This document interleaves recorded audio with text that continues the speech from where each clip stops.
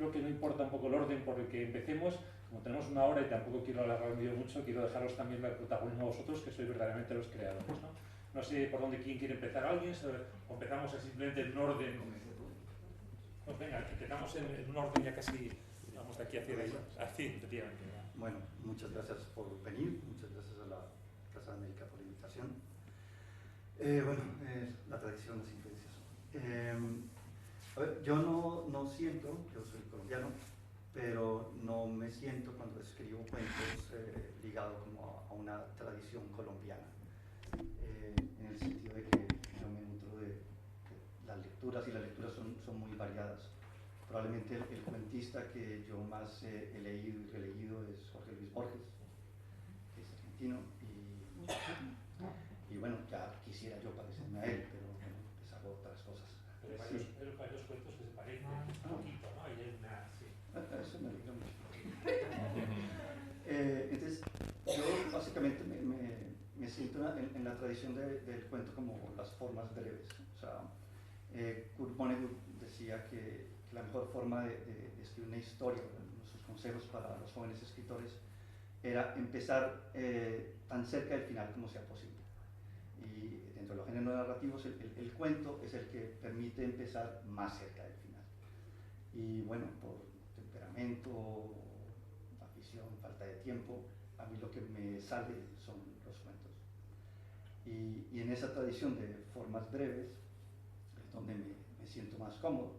Algún cuento se me ha ido a más de 20 páginas, entonces ha terminado siendo una novela, pero básicamente me considero un cuentista. Muchas gracias. Hola, buenas tardes. Primero que nada, muchas gracias por la invitación. Pedro, Ana María, a la Casa de América. Como eres colombiano y yo soy venezolano, tengo que disentir. No, mentira. La pregunta tiene trampa, vamos a decirlo así. Hace como 2 días en un club de lectura me preguntaron esto mismo, que cuáles eran como mis referentes primarios. Y les dije que desde hace muchísimos años yo me he dado cuenta de que mis primeras influencias siguen siendo las más poderosas. Y entonces yo leí de pequeño a Ana María Matute, los cuentos de Ana María Matute, que eran extraordinarios. Caballito Loco se llama, y una novela de William Thackeray que se llamaba La Rosa y el Anillo, es una novela fantástica, una fábula fantástica social. En la casa donde yo crecí, que es una casa de maestros, había libros, pero había pocos libros, así que tenía poco acceso, y la ciudad donde yo vivía, Valera, es una ciudad que tiene pocas bibliotecas o ninguna. Y entonces mi encuentro con la literatura mal llamada latinoamericana, aunque este cuento se llama El Arte. Yo soy, para los que me conocen saben que yo soy enemigo acérrimo de la palabra Latinoamérica y todas sus variantes, porque es un engaño de los franceses para cosificarnos a todos, y somos 19 países, ¿no? Que no tenemos nada que ver entre sí, salvo las lenguas, y entonces idiosincráticamente la cosa cambia un poquito. Fíjense que la cosa es tan fuerte que tenemos aquí, yo estoy al lado de Pedro y tengo un canal de Panamá aquí en el medio, que se me abre aquí. Estoy separado por Pedro por el canal de Panamá. Y mi conocimiento de la literatura del Cono Sur, Cortázar, Borges, Feliberto, Oliverio, etc., es posterior, muy posterior, casi universitaria. Y entonces yo ya había, digamos, yo soy un escritor de literatura fantástica básicamente, en ficción, y ya había recorrido toda la literatura fantástica venezolana y digamos que universal. Ya había leído a Edgar Allan Poe, había leído a incluso había leído a Arthur Machen, un escritor alemán que escribió los tres impostores. Sí, y claro, la televisión y el cine, pues ya uno tiene como una visión sobre lo fantástico. Luego leí a Cortázar, y por supuesto en la universidad, y a Borges, que son escritores maravillosos. Y obviamente, como Venezuela es un país pequeño y un país que en ese momento tenía poca proyección, por cierto, hoy quería celebrar que en Burgos le acaban de dar un premio a una de las grandes poetas venezolanas, que es Carmen Verde Arocha. Ganó un premio para americanos, y estoy muy contento por eso, es una gran poeta. Y entonces, claro, cada vez que un crítico lee un cuento mío, un crítico que no me conoce, siempre dice eso: mira, qué borgiano, qué cortázariano. Y la verdad que no me gusta, porque mi padre literario, digamos, en la literatura fantástica se llama Julio Garmendia, que es un escritor venezolano del principio del siglo XX, que es uno de los precursores de la literatura fantástica en América. Y eso lo llevo como un blasón importante, porque uno lo primero que encuentra es lo primero que bebe, pero no puede evitar que las lecturas de los demás vayan, digamos, entre comillas, contaminadas por las propias lecturas de esa persona que está leyendo. Así que bueno, ¿cómo me ubico yo en la tradición cuentística? Un escritor venezolano que escribe literatura fantástica, escribía desde su tierra y ahora lo escribe desde aquí de España. Y ya no hablo más para que no haya guerra florida. Pues, muchas gracias a la Casa de América, gracias Pedro por la invitación también. Pues a mí me pasa un poco como Juan Carlos, ¿no? Al final yo creo que mis grandes influencias, voy a decir, son los Picapiedra, Chespirito. Si ustedes recuerdan Chespirito, El Chavo del Ocho, en realidad son cuentos, ¿no? En realidad son como actuados, ¿no? Entonces, bueno, sketches, ¿no? Entonces, de alguna forma, de ahí le viene uno a eso, ¿no? Y después, ya llegado aquí, también te vas enfrentando en las lecturas, a la propia Ana María Matute, después a Miguel Delibes, ¿no? Vas leyendo estas cosas, y después si te encuentras con todos los argentinos, ¿no? Entonces, yo sería un panameño muy argentino en ese sentido, y de un tiempo para acá también muy poseído por Ricardo Piglia, ¿no? Ya me podrán matar algunos, dirán, pero Ricardo Piglia, bueno, sí, pues eso, yo estoy en esa línea, ¿no? Entonces, Juan Carlos habla de literatura fantástica, ¿no? Como género total, ¿no? Entonces yo no me ubico ahí, no sé si sería realista o realista mágico, ya lo dirán ustedes, pero me gusta sobre todo situarme en cuentos que cuenten dentro de la misma historia, varias historias por un lado, después por otro lado situarme en el rescate de la vida cotidiana panameña, ¿no? Porque no hay mucho relato de lo que pasa allí en Panamá. Ustedes dirán, pues hay un canal y demás, pero bueno, más que un canal hay un país allí donde la gente ama, se matan entre ellos, dicen cosas bonitas, entonces me gusta rescatar un poco eso, ¿no? Pero eso tampoco me resta para vivir esta vida entre dos aguas, como diría Paco Lucía, y también contar historias que ocurren aquí directamente en España, ¿no? Si ustedes la leen, pues esto le ocurre a un madrileño o a un vigués de aquí, ¿no? Pero contado por un panameño, entonces eso sería un poquito mis referentes y mi situación. Bien. Buenas noches. Bueno, muchas gracias a la Casa de América, a Pedro y a todos ustedes. Yo tengo muy claro mi origen y es más que un autor y más que una tradición, es un libro y es Bestiario de Julio Cortázar. Lo recuerdo haber leído entre los 13 y 14 años en un tren junto a mi familia y recuerdo haber, yo que nunca fui muy dado a las drogas, siempre pensé que en ese momento entré en un éxtasis, entré en un desdoblamiento, digamos, y entré a la literatura, digamos, a la literatura en tanto, si eso existe, yo quiero entrar por esa puerta, quiero pasar por esa puerta, ¿no? Pero además de que tengo claro el libro, tengo claro el cuento, que era Cartas a una señorita en París. Qué bueno. Que es la de aquel señor que vomitaba conejitos, por resumirlo mucho. Entonces, ese mandato de se puede hacer con la literatura y en formato breve lo extraordinario, me llevó después a querer entender cómo se hacía eso y empezar a escribir. Ahora bien, claro, después de Cortázar Borges, pero después cruzar el río para ver dónde me sentí más cómodo como escritor. Y me siento mucho más cómodo con Feliberto y con Onetti. Vaya cuarteto, ¿no? Que acabo de nombrar. Entonces, en ese espacio, y además los que estudiamos letras en el Río de la Plata, somos muy de esa atmósfera, como si casi no pudiese existir otra cosa que ese gris en el cielo y en el río y ese rayo de luz que supone la ficción ya digo, de Cortázar o de Borges, pero sobre todo de Cortázar. Para nosotros Cortázar, los que estudiamos ahí, para muchos de nosotros, los que teníamos más curiosidad que la pura lectura, no fue una lectura, fue una religión, porque Cortázar inauguraba no solo una manera de escribir, una manera de pensar, sino una manera de vivir, que era una manera muy argentina en el sentido porteño de la palabra, que era absolutamente afrancesada, ¿no? Entonces todos esos mimbres construyen el arquetipo no solo de la literatura, de la ficción, del arte, sino de la argentinidad, me parece.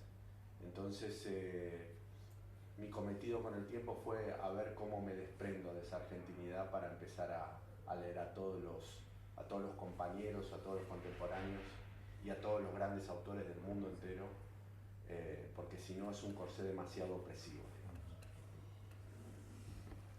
Gracias. Bueno, gracias por la invitación, Pedro Pablo Guerrero, gracias a Casa de América.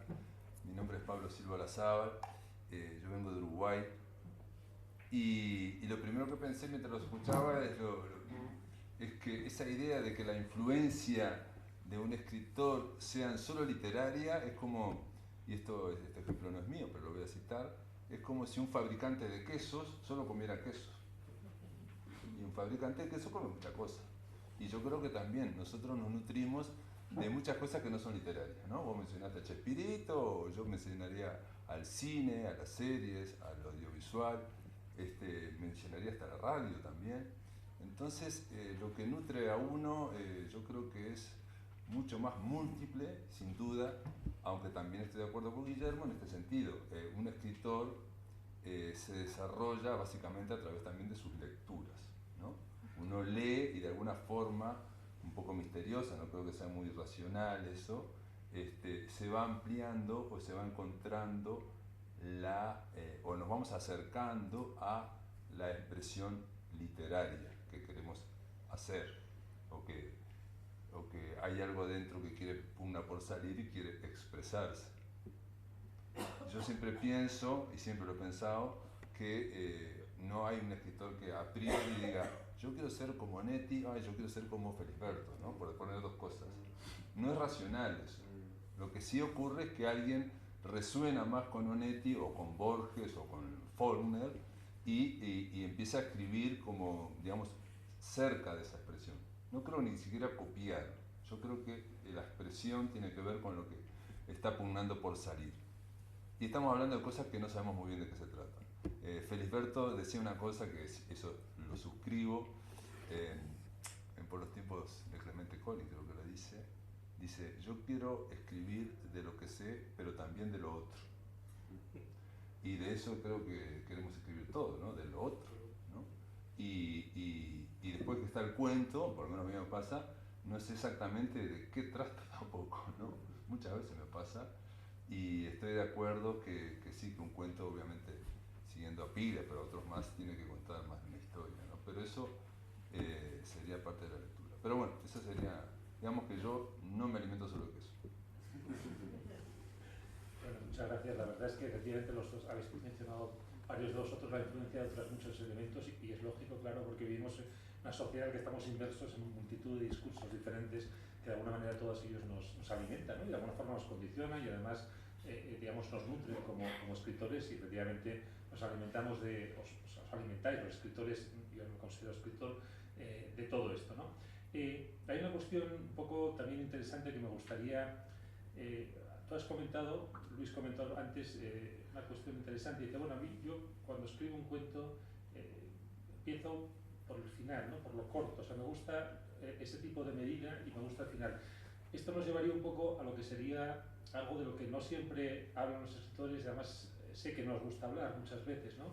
Que es un poco cuál es vuestro taller de escritura personal, es decir, cómo surgen las cosas en vuestro caso, ¿no? Cada uno es distinto, evidentemente, y cada cuento seguramente nace en unas circunstancias distintas, o sea que lógicamente no va a haber un patrón que se repita, ¿no? Pero un poco que nos contéis más o menos en vuestro caso cuál es vuestro trato con el cuento, ¿no? Y cómo llega a gestarse ese cuento y a nacer, ¿no? porque creo que también es interesante a veces ver cómo funciona internamente, ¿no? Eso que vosotros llegáis, dais el producto, lo entregáis, aparece publicado, lo leemos, disfrutamos de él, pues qué maravilla, qué bien escribe, o qué maravilla de cuento, ¿no? Pero a veces también es interesante saber cuáles son los procesos de escritura de los escritores, ¿no? Yo creo que puede ser una pregunta que dejo ahí, a ver si queréis os atrevéis a contestarla de alguna forma. Comienzo yo. Bueno, bien, bien. De nuevo, es difícil racionalizar o plantear estas cosas, por lo menos para mí, ¿no? Por lo menos para mí. En general yo diría que lo que me atrapa es una imagen, pero eso sería en una época. Yo estuve en el taller virtual de Mario Lebrero y yo llevaba casi 20 años escribiendo cuentos y tampoco es que me haya cambiado fundamentalmente el taller de Lebrero, el propio Lebrero, pero yo en un momento me di cuenta, le dije, mis cuentos tienen la estructura, son como un galgo, pero son muy flaquitos, le digo yo, falta carne, ¿no? Y él lo que me dijo en ese momento era que faltaba densidad visual, ¿no? O sea, que la imagen, en esa idea muy poética de que la narración, de que la narrativa, en la esencia o a lo que más nos llama a los lectores es cuando estás narrando con imágenes. Obviamente después hay cavilaciones, reflexiones, hay psicologismos, vueltas de tuerca, pero esa cuestión no solo visual, sino sensorial, diría yo, ¿no? O sea, táctil, sonora, olfativa incluso, esos son informaciones sensoriales que hace que el lector pueda, en el teatro de su mente, levantar la acción que yo estoy contando, ¿no? Entonces se levanta mejor cuando cada uno tiene distintas percepciones sensoriales. Esa sería como algo que a veces, o muchas veces he usado. Y después lo otro es que es algo muy misterioso, que es seguirlo, ¿no? Al cuento, seguirle esa imagen y ver hasta dónde va, y de repente a veces se corta o se interrumpe, y lo que tiene el cuento es esa gran libertad, ¿no? De que nos permite prácticamente terminar, a diferencia, creo yo, todo esto son creencias que son muy provisorias, pero que nos da, por un lado es una forma que nos da libertad, y después nos esclaviza porque después hay que corregirlo, ¿no? O sea, que de forma breve, y es terrible, puede pasar muchos meses, años, uno lo sigue mirando y puliendo, y muchas veces tratando de saber de qué me está hablando este cuento, pero bueno, para mí lo importante es que el cuento se sostenga, que sostenga la historia, ¿no? Aunque no sepa exactamente qué está contando, ¿no? Pero bueno, esa sería por ahí. Yo quería preguntarte, sí. Te interrumpo porque como un poco referirme también a algunos de los textos que están precisamente en los libros, ¿no? que de alguna forma presentamos también, porque esto es una presentación de libros, ¿no? Tú tienes aquel Balde Blanco, que es un cuento excelente, que te deja, se cierra con la puerta hacia el misterio, algo inquietante, el final, pero sin desvelar nada, evidentemente, ¿no? Y por eso tú has comentado esa imagen. ¿Cómo nace este cuento? ¿De esa imagen del balde boca abajo? Seguramente. Ahora mentiría si digo ahora cómo nació esa imagen, ¿no? Pero no lo sé, no recuerdo. Sí sé que muchos lectores me han venido, se han acercado y me han dicho, che, bueno, pero ¿qué es lo que hay atrás? Y la verdad que no sé. Mejor, eso esa es la verdad. Lo deja abierto, ¿no? A la imaginación del lector. Muy bien, pues Guillermo, seguimos. Sí, me venía a la memoria algo el primer cuento que me contó mi primer hijo, que tendría unos 2 años él, y me dijo, había un elefante, un perro y se murió. Me pareció fantástico el poder de resumen. Primero, lo primero que pensé es, estamos dotados desde el inicio para contar historias. Y me gusta la idea de que se muera pronto, ¿no? De que se muera pronto. Que es lo que decía Luis al inicio, ¿no? Esto de que la resolución pueda ser el inicio, ¿no? Yo tengo un problema hace ya mucho tiempo, que es que no doy fácilmente con que esa resolución o esa imagen que viene me pueda traer consigo el formato. Y entonces, como con los años me he vuelto muy vago, me tiendo a la novela. Entonces el otro día me contaron una historia, que en realidad es una noticia que se repite en todo el mundo, que es la historia en la que una familia no se da cuenta que uno de sus hijos menores, muy pequeñito, está en la piscina y se ahoga. Con el abuelo en un costado, la abuela en otro, hay un montón de gente dando vueltas, pero una historia que se llamaba 20 segundos, la titulaban 20 segundos, porque es el tiempo en el que un niño muy pequeño puede morir, ¿no? Entonces, me siguió dando vueltas esa idea, la idea de esa imagen, esa conmoción, ese silencio, esa burbuja en la que vive ese niño en medio de esa multitud. Ahora, ¿qué es eso? ¿Cómo lo escribo? ¿En 10 páginas o en 1000 páginas? ¿O en 500 páginas? A mí cada día me da más respeto el cuento. Cada día tiendo a creer que todo lo que venga para mí ya no puede ser un cuento, porque eso es dado nada más a los santos de la literatura. No sé si me fui un poco de tema. ¿Será que necesito... Doctor, ¿usted qué cree? Pues en mi caso, todo cuenta. Yo tengo un cuento que está en uno de mis libros que se llama La despedida de Madame Gazelle. Y la despedida de Madame Gazelle, ustedes que estarán iniciados como yo en Peppa Pig, es el título de uno de los capítulos de Peppa Pig. Y mis hijas tan chiquitas, las niñas todavía, digo, bueno, mira, voy a escribir un cuento para mis hijas con este título, porque la despedida de Madame Gazelle, ¿no? Y al final, bueno, Madame Gazelle resulta que es una especie de terrorista en el cuento, que se va y se acuesta con un chico muy joven, y una cosa terrible, ¿no? Lo que quiero decir es que de pronto está el título, ¿no? Y entonces empieza a desarrollarse una historia ahí detrás. Y como dice Guillermo, uno no sabe hasta dónde va a llegar, ¿no? Entonces uno va detrás de aquello, y como decía Luis, puede que el final esté muy cerca o está muy lejos, ¿no? Pero yo creo mucho en que el cuento se sostiene con la tensión, ¿no? Sean 10 páginas o 25 o 30 páginas, 80 páginas de cuento, está faltándole a la verdad del género cuento, ¿no? Bueno, lo podemos discutir después tomando un vino, pero yo creo que la tensión ayuda mucho al cuento, ¿no? Entonces, creo que las historias están ahí detrás y hay que seguir caminando con un candil en la mano iluminando hasta el final, ¿no?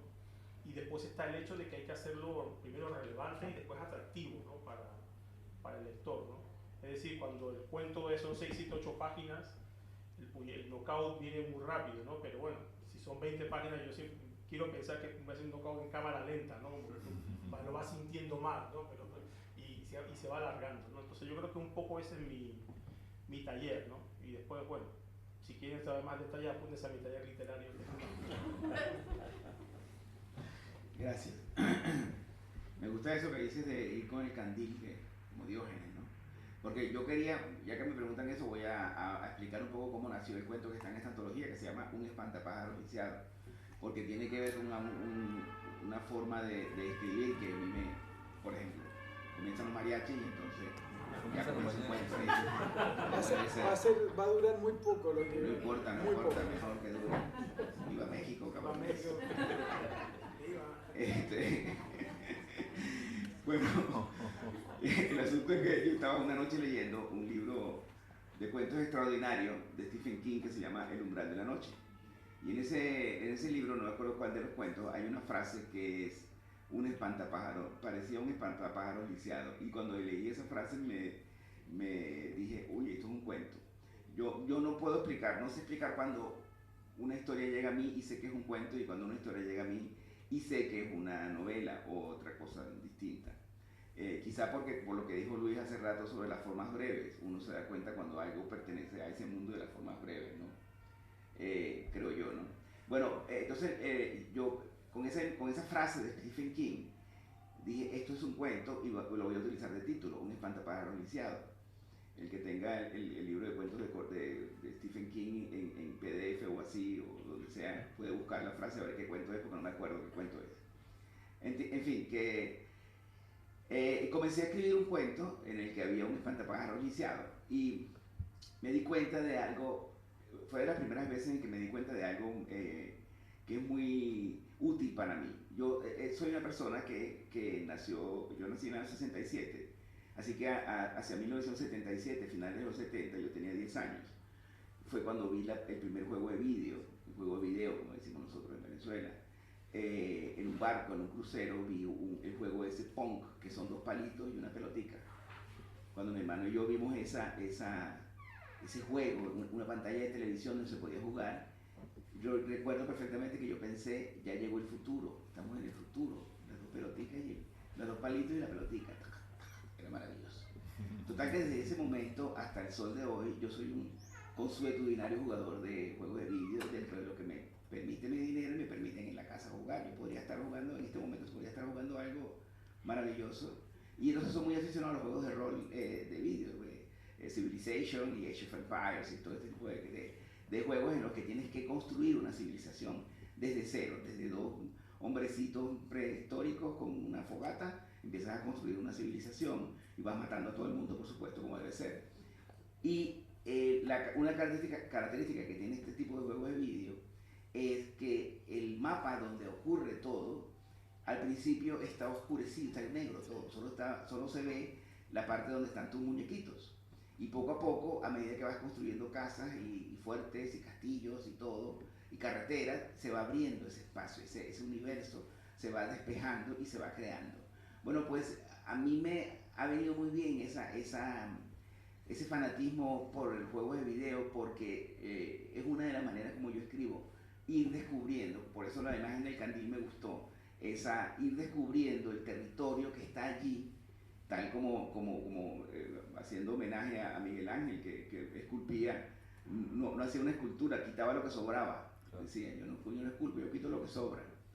Y bueno, uno va abriendo ese universo y se va haciendo. Y este cuento, que la idea era escribir un cuento sobre un espantapájaros lisiado, terminaron apareciendo otros personajes, como una mujer embarazada y su abuela, y los caprichos de una mujer embarazada, que bueno, yo nunca he estado embarazada por ahora. Pero sigo como la tradición de que, bueno, las mujeres embarazadas tienen caprichos, entonces ellas se encaprichan con unas mazorcas de maíz con leche que la abuela le hace, y así voy construyendo el relato. Fui construyendo el relato y me salió ese cuento que a mí la verdad que siempre me ha gustado mucho, y por eso se lo propuse. Cuando Pedro me pidió un relato para la antología, le mandé, entre los que le mandé, no sé cuántos, le mandé ese. Y bueno, ese es uno de los procedimientos que yo sigo a la hora de escribir cuentos. La intuición de escuchar una frase, de ver una imagen, de ver algo, y a partir de ahí empezar a rascar. Claro que esto no nace solo, esto tiene detrás años de trabajo, años de carpintería, de oficio técnico. Es decir, no es que yo sea un gran perito en el lenguaje, pero lo primero que uno tiene que empezar a entender cuando escribe cuentos es a entender su propio lenguaje, ¿no? Y hacer una especie de introspección lingüística para conocer las palabras que utilizar más a menudo, la manera como se expresa, etc. Bueno, pues eso es, sin los juegos de video, quizá, sin ese viaje en el crucero y esos juegos punk, quizá yo sería ahorita otro tipo de escritor, pero gracias a los juegos de video que sigo jugando, tengo esa mirada del mundo literario como un mundo que se descubre.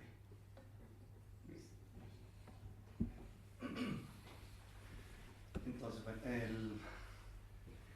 yo distinguiría 2 cosas en la pregunta, digamos.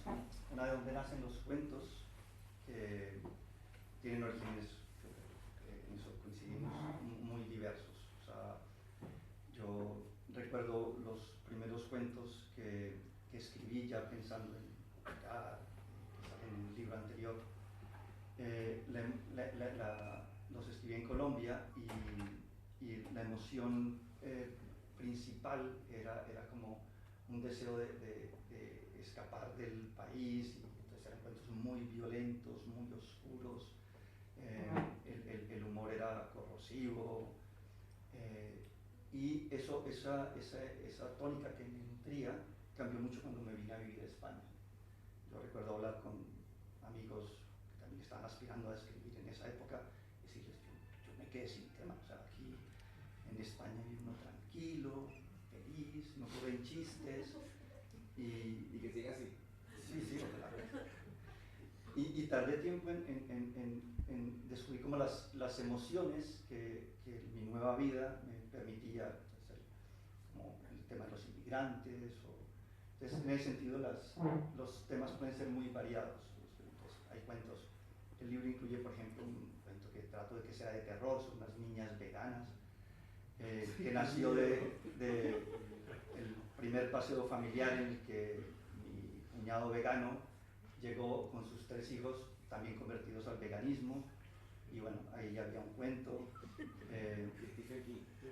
Sí, no sé si siempre, pero bueno.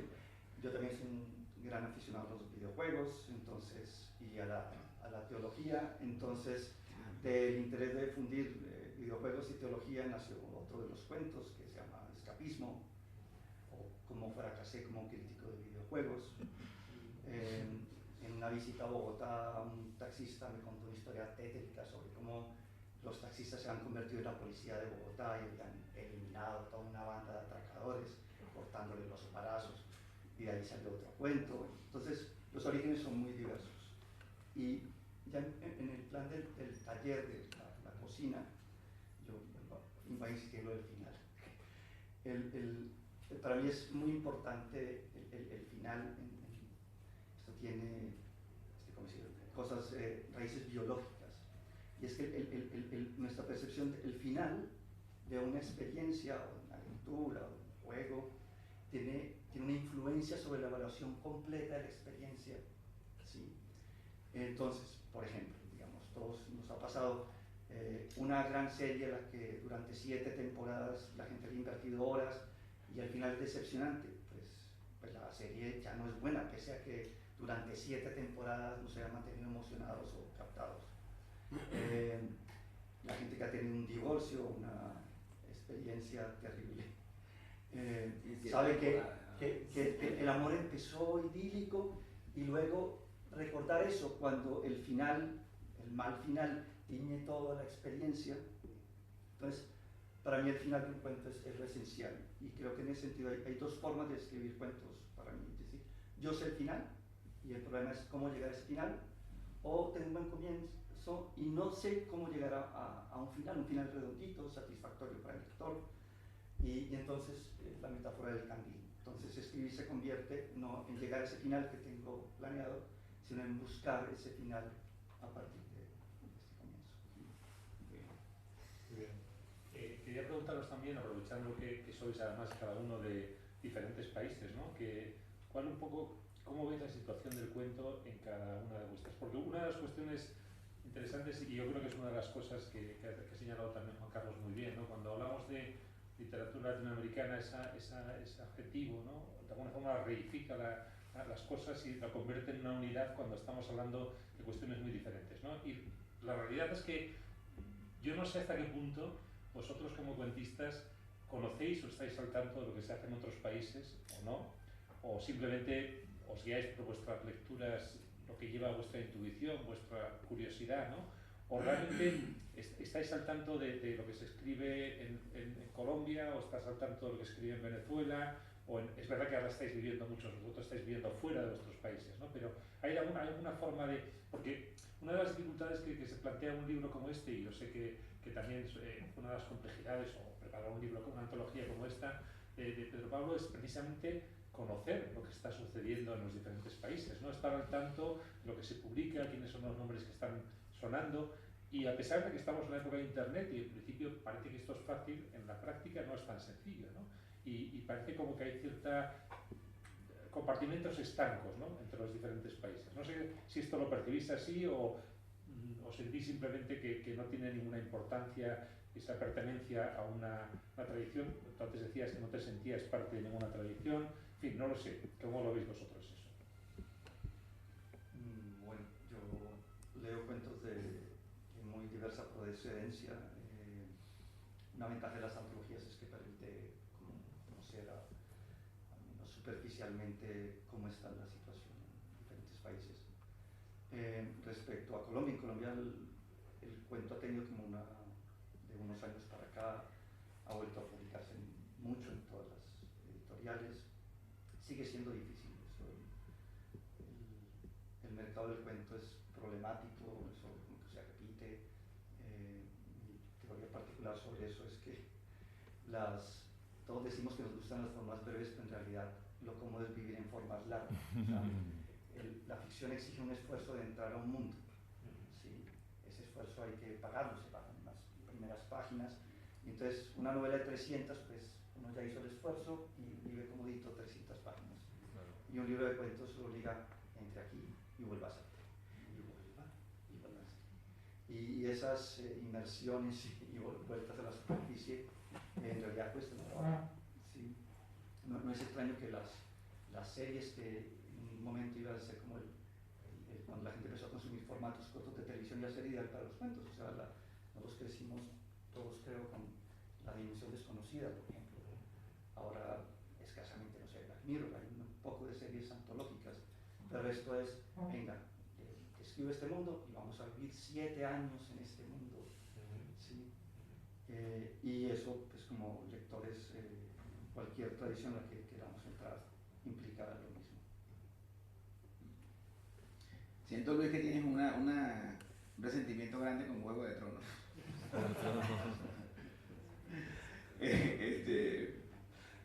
Bueno, hay un par de cosas que me interesa decir al respecto de la situación del cuento en Venezuela.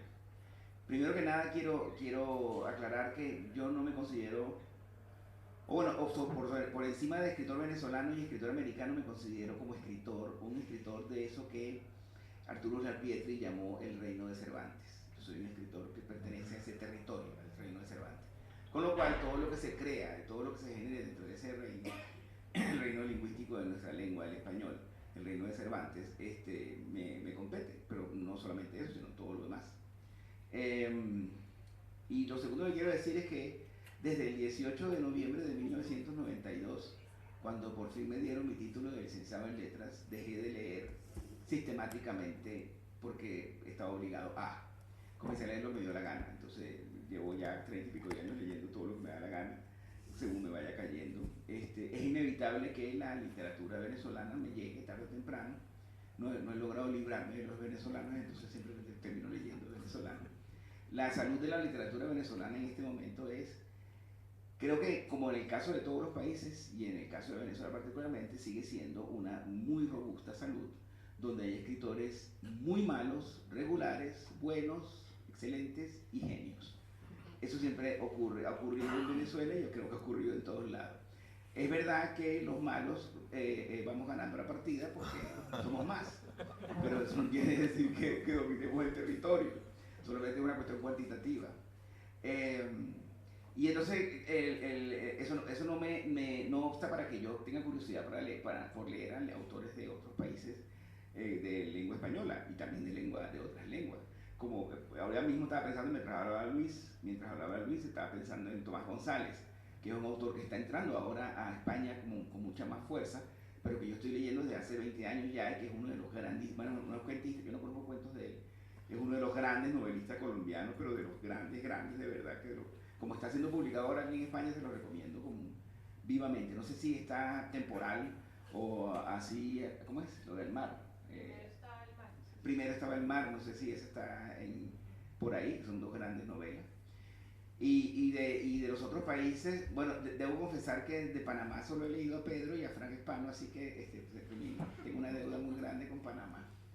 Y bueno, el Cono Sur es una presencia constante en la literatura en español, y entonces uno está constantemente leyendo autores de Argentina, de Uruguay, de Chile, aunque de Paraguay un poquito menos. Me parece que Me parece que solo he leído a Los Bastos, paraguayo. Wow, no conozco.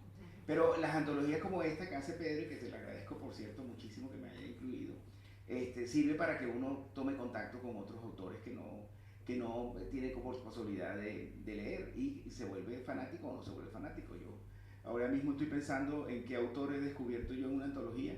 A John Bilbao, por ejemplo, lo descubrí, creo que primero lo leí en una antología y luego lo he seguido con mucha devoción porque es uno de los grandes escritores españoles vivos y ahora mismo no se me viene a la cabeza. Bueno, a Valeria Correa la leo porque es amiga mía, pero y publica en Páginas de Espuma y por eso me he acercado a sus cuentos, ¿no? Pero debo decir que no se preocupen, que la literatura venezolana sí que robusta. Bueno, hace 2 años, 3 años ganamos decimos, el premio Cervantes. Rafael Cadena acaba de ganar el premio Cervantes y bueno, hace rato les dije que a Carmen Verde Arocha. La poesía siempre, no sé qué piensan mis compañeros, pero la poesía siempre es un género que está por encima de los demás géneros, siempre cualitativamente. Siempre hay mejores, por lo menos en Venezuela siempre hay grandes poetas y siempre los poetas son mejores que los narradores. No sé por qué, me da mucha rabia, pero bueno, eso es lo que tenemos. Si ustedes quieren leer, lean. Pues estoy de acuerdo con Juan Carlos también, sí. En Panamá tenemos muy buenos escritores, muy malos escritores y genios también. Lo que pasa es que... Y yo después, ¿no? Como categoría. Qué vergüenza. Pero lo que sí que les animo es a buscar escritores panameños. Ustedes tienen la gran suerte de no haber leído a muchos escritores panameños, así que van a descubrir una belleza muy grande que yo ya he descubierto, ¿no? Que he leído bastante literatura panameña, ¿no? Así que yo les animo a leer literatura panameña. Eso es lo que les quiero decir. Hay muy buenos novelistas, muy buenos cuentistas y sí, poetas, hay poetas excelsos, ¿no?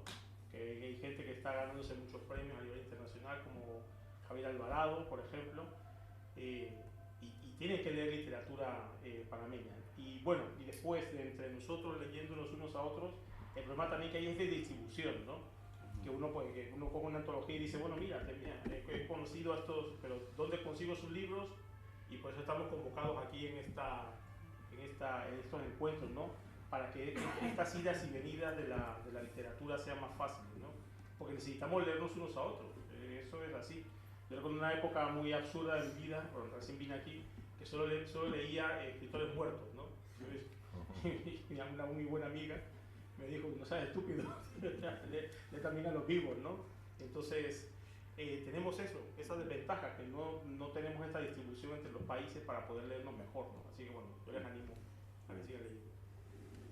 Bueno, mis compañeros decían que en sus países hay buenos escritores, medianos escritores y genios. En Argentina solo tenemos genios.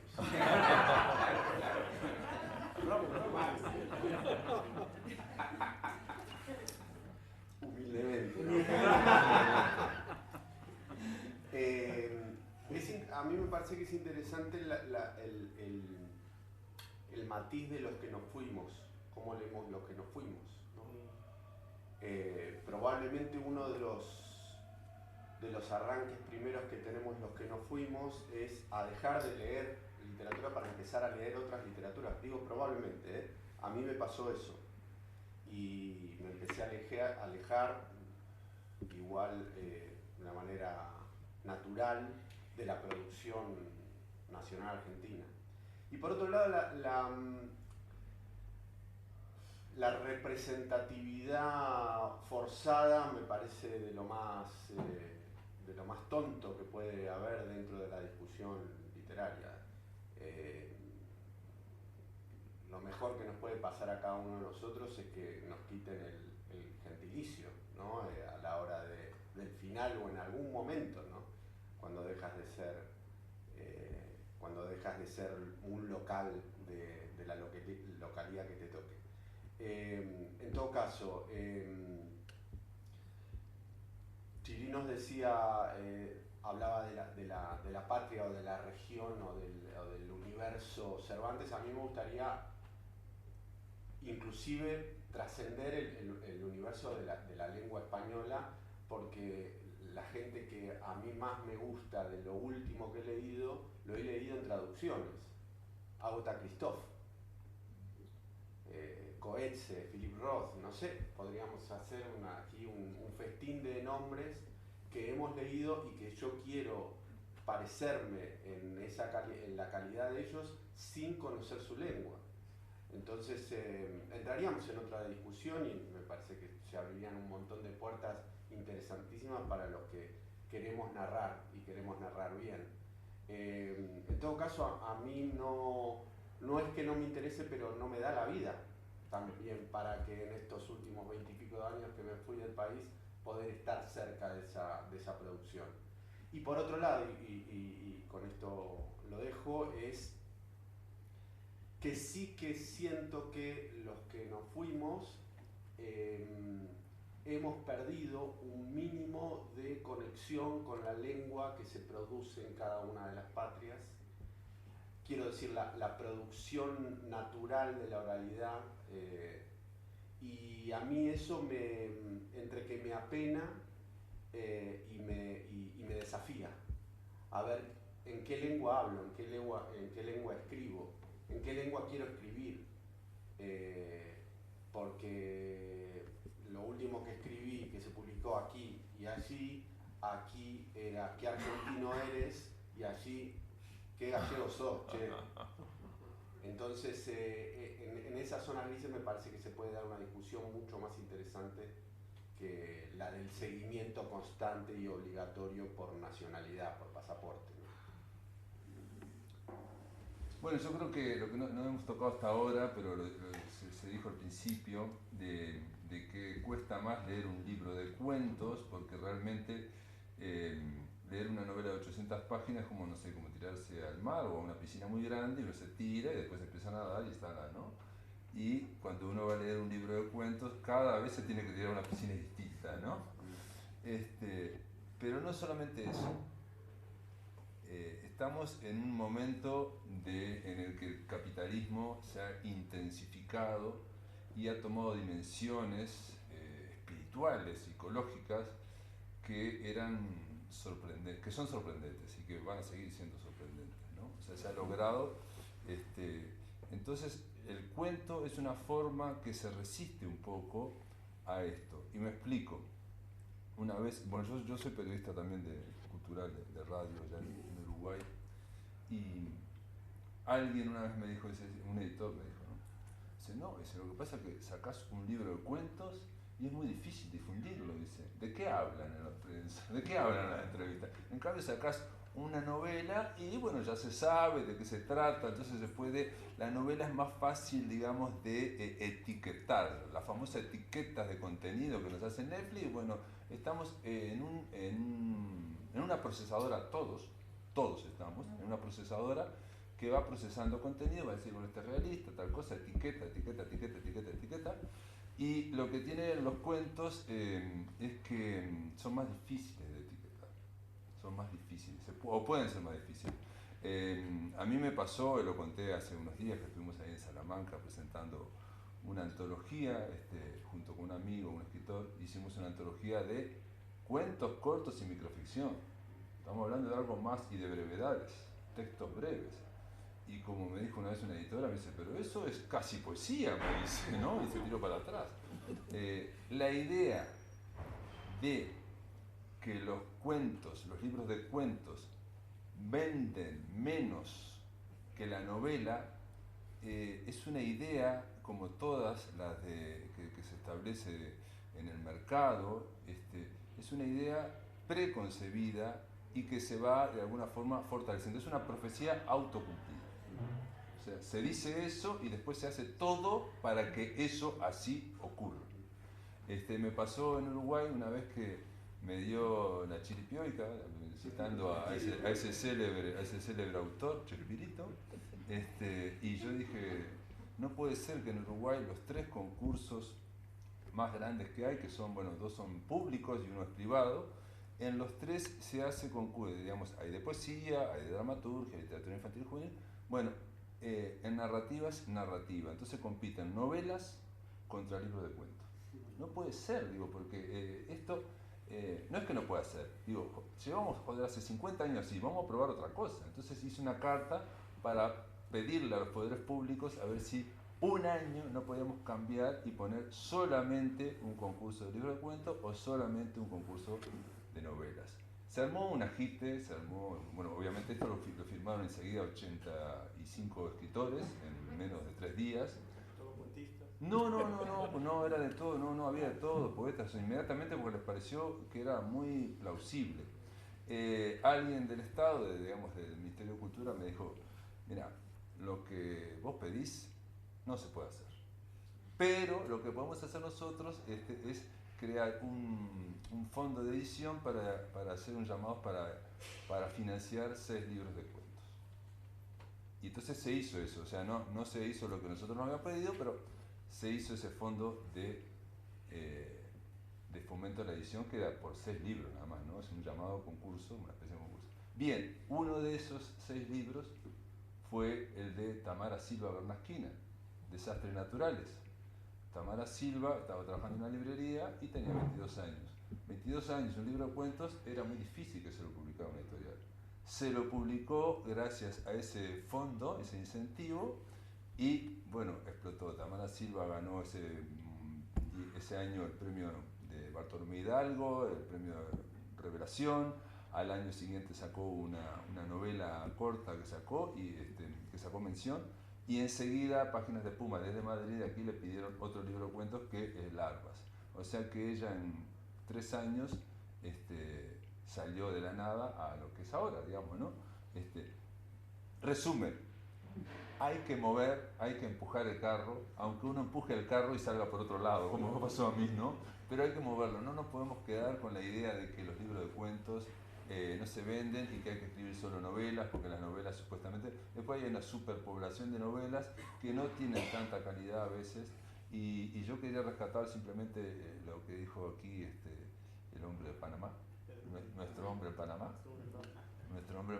que el cuento, la marca del cuento para mí es la intensidad, la tensión literaria, que es algo que la novela ya sabemos que no lo tiene, porque es así, es parte de la naturaleza.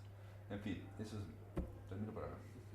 Muchas gracias. Pues yo creo que vamos a ir casi cerrando. Si hay una pregunta, son y 25. A mí me quedan unas preguntas que me hubiese gustado comentar con vosotros, bueno, quedará para otro día. Una, por ejemplo, tiene que ver con lo que acabas de comentar tú. Es la competencia que el microrrelato le hace al cuento. Bueno. Si el microrrelato no estará matando el cuento entre los jóvenes lectores. Es decir, ¿quién lee qué tipo de cuentos?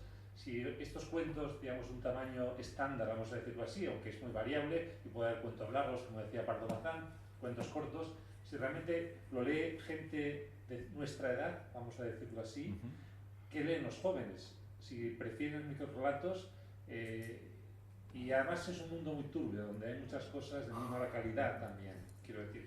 Bueno, en fin, pero esto queda pendiente porque es imposible abordarlo ahora. No sé si daría tiempo a una pregunta o quedan 4 minutos si alguien quiere comentar una pregunta. La verdad es que merece la pena leer a todos estos autores. Yo recomiendo muchísimo la antología y también el libro de Luis Noriega, que me ha encantado como libro.